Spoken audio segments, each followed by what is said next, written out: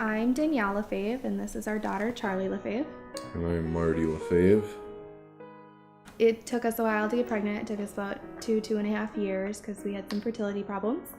And then we found out we got pregnant. And when I went in there, I remember taking like just the normal urine samples.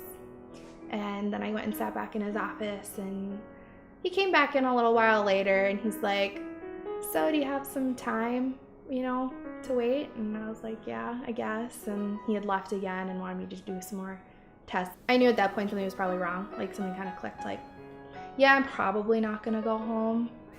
And it still didn't really totally hit me that I was having the baby like then, because I didn't even feel like I was pregnant that long in a sense. Like the baby hadn't been moving that much from the time. So I was like, okay.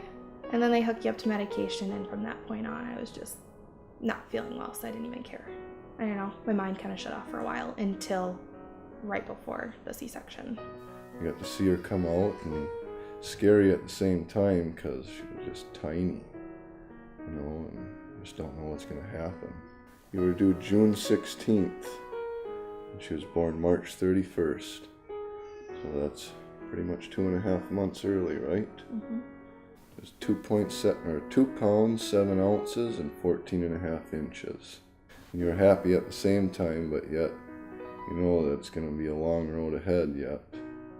And just never know. But the hospital did a really good job, and said the March of Dimes were just excellent with all the programs they provided, and thank God that we made it out, and Charlie's doing just awesome. Danny, had her struggles in the hospital, and we thought I thought I was gonna lose her at a time too, and it was obviously the best place for both of them to be, and they did an excellent job. All the nurses and the doctors they explained things well, and tried to keep me on the same page of what was going on, and me not understanding a lot of the stuff. They were good at keeping me up, what we're trying to do here, and it was a trying time. But Charlie, she did really well for being